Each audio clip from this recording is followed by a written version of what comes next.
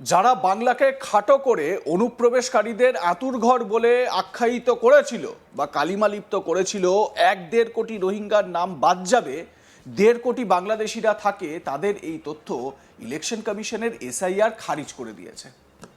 যে উদ্দেশ্য নিয়ে বিজেপি তাদের সহকারী সংস্থা নির্বাচন কমিশনকে কাজে লাগিয়ে বাংলায় এসআইআর করতে চেয়েছিল, তারা মুখ থুবড়ে পড়েছে। এসআইআর এর খসড়া তালিকা ধরে বিজেপিকে চরম খোঁচা তৃণমূল কংগ্রেসের সাধারণ সম্পাদক অভিষেক ব্যানার্জি। 16ই ডিসেম্বর পশ্চিমবঙ্গের খসড়া ভোটার তালিকা প্রকাশিত হয়েছে। ইতিমধ্যেই প্রায় 58 লক্ষ নাম বাদ গিয়েছে ভোটার তালিকা থেকে। এবার শুরু হবে হিয়ারিং পর্ব। 2002 সালে এসআইআরে যাদের নাম নেই, যাদের কোনো আত্মীয়ের সঙ্গেই লিঙ্ক খুঁজে পাওয়া যায়নি, তাদেরই কেবলমাত্র এই হিয়ারিং পর্বে ডেকে পাঠানো হবে, এমনটা ভাবার কোনো কারণ নেই। খসড়া তালিকায় নাম থাকলেও ডাক পড়বে অনেকেরই। দেখাতে হবে নির্বাচন কমিশনের নির্দিষ্ট করে দেওয়া 11টি নথির মধ্যে যে কোনো একটি। বুধবার তৃণমূলের সেকেন্ড ইন কমান্ড বিজেপিকে আক্রমণ করে বলেন, যে তালিকাটা বেরিয়েছে সেটা খসড়া তালিকা। 14ই ফেব্রুয়ারি চূড়ান্ত ভোটার তালিকা বের হবে, এটাকেই ফাইনাল ধরে নেওয়ার কোনো কারণ নেই। যারা বাংলাকে ছোট করে অনুপ্রবেশকারীদের আঁতুড়ঘর বলে আখ্যায়িত করেছিল বা কালিমালিপ্ত করেছিল, 1-1.5 কোটি রোহিঙ্গার নাম বাদ যাবে, 1.5 কোটি বাংলাদেশি থাকে, তাদের এই তথ্য ইলেকশন কমিশনের এসআইআর খারিজ করে দিয়েছে। যে উদ্দেশ্য নিয়ে বিজেপি তাদের সহকারী সংস্থা নির্বাচন কমিশনকে কাজে লাগিয়ে বাংলায় এসআইআর করতে চেয়েছিল, তারা মুখ থুবড়ে পড়েছে। তাদের ষড়যন্ত্র সর্বতোভাবে ব্যর্থ। যারা বাংলাকে বাংলাদেশিদের আঁতুড়ঘর বলে অপমানিত করেছিল, তাদের উচিত বাংলার 10 কোটি মানুষের কাছে কান ধরে উঠবোস করে ক্ষমা চাওয়া। এই প্রসঙ্গে অভিষেক ব্যানার্জি কি বলেছেন, একেবারে চাঁচাছোলা ভাষায় শোনাবো। প্রথমত যে তালিকাটা বেরিয়েছে এটা খসড়া তালিকা, এটা ড্রাফট। এখনো প্রায় ক্লেম অবজেকশন পিরিয়ড চলবে 31শে জানুয়ারি, ফার্স্ট উইক অফ ফেব্রুয়ারিও। এখনো প্রায় 45-50 দিন ক্লেম অ্যান্ড অবজেকশনের কাজ চলবে। ফাইনাল লিস্ট বেরোবে খুব সম্ভবত 14ই ফেব্রুয়ারি। এটাকেই ফাইনাল ধরে নেওয়ার কোনো কারণ নেই। কিন্তু যারা বাংলাকে খাটো করে ছোট করে অনুপ্রবেশকারীদের আঁতুড়ঘর বলে বাংলাকে আখ্যায়িত করেছিল বা বাংলাকে কালিমালিপ্ত করেছিল, 1 কোটি রোহিঙ্গা, 1.5 কোটি রোহিঙ্গা বাদ যাবে, 1.5 কোটি বাংলাদেশি থাকে, তাদের তথ্য কার্যত ইলেকশন কমিশনারই এসআইআরই খারিজ করে দিয়েছে। এবং প্রত্যেকটা সামারি ডিভিশনে, স্পেশাল সামারি ডিভিশন যখন হয়, 1.5-2% এমনিই বাদ যায়। তো এবারেও যে 24 লক্ষ ডেথ বেরিয়েছে, সেটা দেখা গেল 2%। সেটা অ্যাভারেজে প্রত্যেকটা সামারি ডিভিশনেই বাদ যায়। এবার নো ম্যাপিং যে কেসগুলো, হয়তো কেউ রাজ্য থেকে বাইরে গেছে, কেউ অন্য জায়গায় শিফট করেছে, কাউকে ট্রেস করে পাওয়া যাচ্ছে না। তো এই যে কেসগুলো রয়েছে, এগুলো ক্লেম অ্যান্ড অবজেকশন পিরিয়ডে ক্লেম ফাইল করা হবে, তার পরবর্তীকালে হিয়ারিং হবে, তারপরে ফাইনাল লিস্টে তার নাম থাকবে কি না থাকবে সে হিয়ারিংয়ের বেসিসে তার নাম প্রকাশিত হবে ফাইনাল লিস্টে। এটাকেই ফাইনাল লিস্ট ধরে নেওয়ার কোনো কারণ নেই।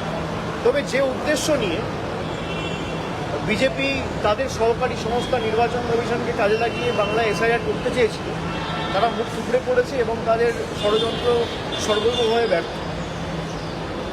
এবং বাংলাকে যারা অপমানিত করেছিল বাংলাদেশিদের আঁতুড়ঘর বলে, তাদের উচিত জনসমক্ষে এসে কান ধরে বাংলার 10 কোটি মানুষের কাছে ক্ষমা চেয়ে ভারতবর্ষের কাছে অন্ততপক্ষে বাংলাকে বদনাম করার জন্য কান ধরে উদ্বোস করে ক্ষমা চাওয়া। একের পর এক ঘটনা, মানরেগার টাকা বন্ধ থেকে আবাস যোজনার টাকা বন্ধ, সন্দেশখালি দিয়ে বাংলাকে কলুষিত করা, এসআইআর করে বাংলাকে বাংলাদেশি বলে বাঙালিকে দাগিয়ে দেওয়া, বাংলার অস্তিত্বকে অস্বীকার করা। যারা বিজেপির মুখ্যমন্ত্রী রয়েছে তারা বলছে যে বাংলায় কথা বলবে তাকে ডিটেনশন ক্যাম্পে নিয়ে যাব, জেলে ঢুকিয়ে দেবো, তাদেরকে পুরস্কৃত করা। বাংলা বলে কোনো ভাষা নেই, আমাদের এই মাটির বিপ্লবীদের অসম্মানিত করা। প্রথমত যে তালিকাটা বেরিয়েছে এটা খসড়া তালিকা। অভিষেক বন্দ্যোপাধ্যায় একেবারে স্পষ্ট, এসআইআর এর যে ড্রাফট লিস্ট, সেই ড্রাফট লিস্টে যে 58 লক্ষ নাম বাদ গিয়েছে, সেই তথ্য তুলে ধরে বিজেপির বিরুদ্ধে একেবারে অভিযোগ সানিয়েছেন। আপনারা শুনেছিলেন এসআইআর পর্বের একেবারে শুরুর দিকে বা এসআইআর শুরু হওয়ার প্রাক সেই সময়টায় শুভেন্দু অধিকারী থেকে শুরু করে শ্রমিক ভট্টাচার্য বা বিজেপির শীর্ষ নেতৃত্ব প্রত্যেকেই কিন্তু একটা কথা বলছিলেন যে প্রায় 1 কোটি বা তারও বেশি ভুয়ো ভোটারের নাম বাদ যাবে। তার মধ্যে মৃত ভোটার রয়েছে, তার মধ্যে ডুপ্লিকেট ভোটার রয়েছে, শিফটিং ভোটার রয়েছে ইত্যাদি, সব মিলিয়ে 1-1.5 কোটি ভোটারের নাম বাদ যাবে। এবং এই কথা বলতে গিয়ে বিজেপি নেতৃত্ব বা বিজেপি নেতারা সেই সময় কিন্তু বারবার করে অনুপ্রবেশকারী, বাংলাদেশি অনুপ্রবেশকারী এবং রোহিঙ্গা যারা ঢুকে পড়েছে বা রোহিঙ্গা অনুপ্রবেশকারী তাদের কথা বলছিলেন। যদিও এটা কিন্তু কোনোভাবে উড়িয়ে দেওয়া যায় না যে অনুপ্রবেশকারীরা তারা ভোটার কার্ড, আধার কার্ড পেয়ে গিয়েছিলেন এখানে, তারা এখানে ভোটাধিকার প্রয়োগ করতেন, এই কথাটাকে কিন্তু একেবারে উড়িয়ে দেওয়া যায় না। কারণ আমরা এই যে হাকিমপুর চেকপোস্টে যেখানে প্রত্যেক দিন কত হাজার হাজার এই অনুপ্রবেশকারী, বাংলাদেশি অনুপ্রবেশকারীদের ভিড় দেখছি, তারা কিন্তু বাংলাদেশে ফিরতে চাইছেন। সুতরাং সেই তথ্যকে কিন্তু একেবারে খারিজ করে দেওয়া যায় না। যেটা অভিষেক বন্দ্যোপাধ্যায় বলতে চেয়েছেন সেটা হচ্ছে গিয়ে যে এসআইআর এর যে ডেটা, সেই ডেটায় অনুপ্রবেশকারীর কোনো রকম কোনো উল্লেখ নেই বা সেরকম কোনো তথ্য কিন্তু দেওয়া হয়নি। এবারে একবার ভালো করে ভেবে দেখুন যে ইলেকশন কমিশন তারা তো অবৈধ ভোটার, ভুয়ো ভোটার তাদেরকে বাদ দেবে, একটা স্বচ্ছ ভোটার তালিকা তৈরি করবে, এটা কাজ। ইলেকশন কমিশনের কাজ তো এটা নয় যে কারা বাংলাদেশি অনুপ্রবেশকারী, তারা বাংলাদেশ থেকে অনুপ্রবেশ করে এসেছে, বা রোহিঙ্গা অনুপ্রবেশকারী তাদেরকে চিহ্নিত করে তাদের নামের পাশে লিখে দেওয়া বাংলাদেশি অনুপ্রবেশকারী, রোহিঙ্গা অনুপ্রবেশকারী। এটা কি ইলেকশন কমিশনের কাজ? তা তো নয়। যদিও বিরোধী দলনেতা থেকে শুরু করে বা বিজেপি নেতৃত্বকে তার নিজের বক্তব্যে অভিষেক বন্দ্যোপাধ্যায় ঠিক এই জায়গাতেই খোঁচা দেওয়ার চেষ্টা করেছেন। কি বলেছেন অভিষেক, আরো একবার শোনাই আপনাদের।